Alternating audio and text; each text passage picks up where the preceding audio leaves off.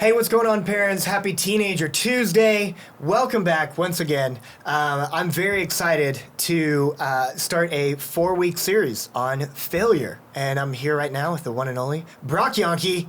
So we're starting a series talking about failure. We're going to fail for 4 weeks. Yes. Okay, no, good. we just have the most experience. Oh, yeah, so okay, failing, that's probably true. Yes, okay. A little humor in there. Yeah.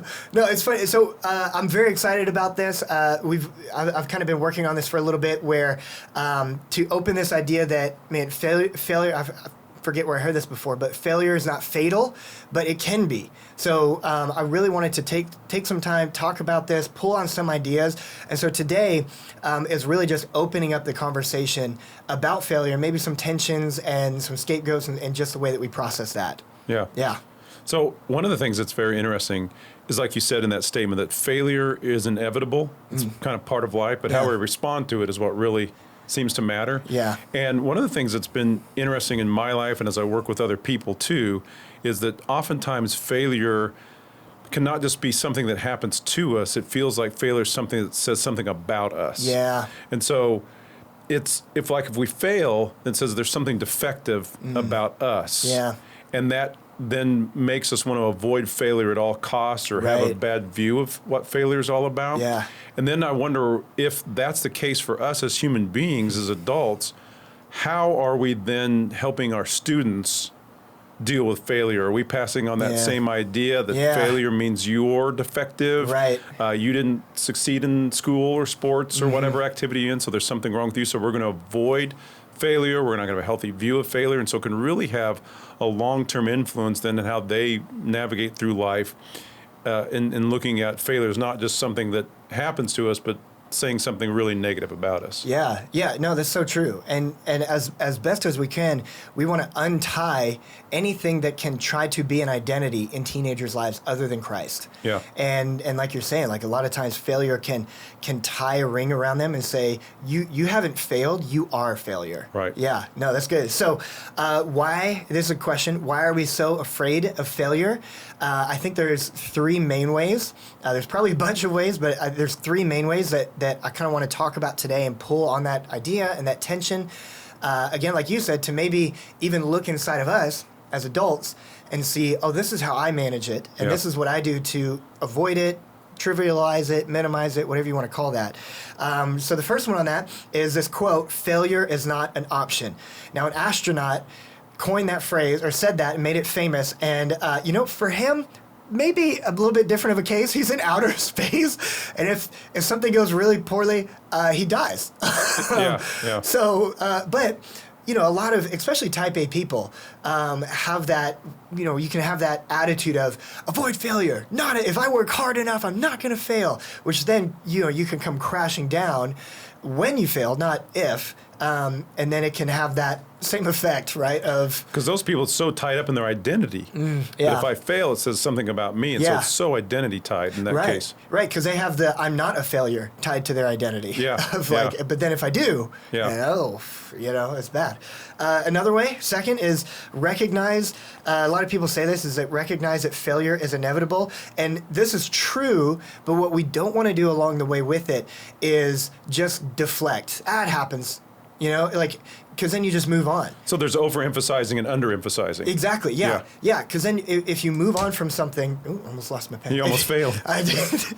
If you move on from something too quick, then maybe you don't process what happened and evaluate why it happened, or even evaluate as, no matter what I do, I'm not going to be a good singer. So if I never look back and evaluate, then maybe I just whatever, all these people are wrong. You know what I mean? Yeah. Or maybe a lot of times we make jokes and just brush it off, like me and you. We would never do that. No, that's not our. No, that's not our deflective skills. We're doing right now. Exactly. The third thing is that very often, and again, there's truth to this too, is that failure always leads to eventual success. We have the stories of Albert Einstein and how he wasn't good in school at one point, and Steve Jobs and Bill Gates and athletes and all this stuff. Excuse me, while parts of that are true, people have overcome great failure. There are still parts of that there's some things that singing. I can't, to a certain degree, no matter how hard I try, I can get better, but I'm probably not ever going to be standing on a stage singing. At least we hope not. I know.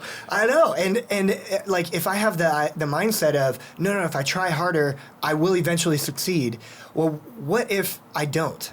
What if I don't get to that point? What if your kid wants to be a YouTuber and they just don't have the personality for it?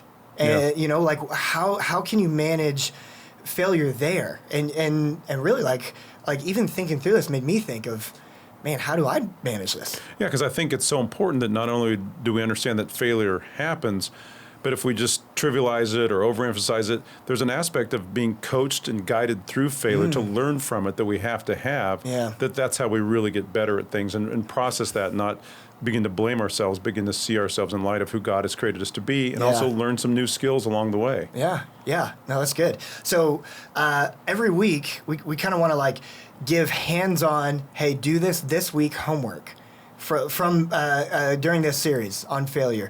And again, we want to help guide your student through failure and help you guide your student through failure so that doesn't get tied up and stuck to their identity.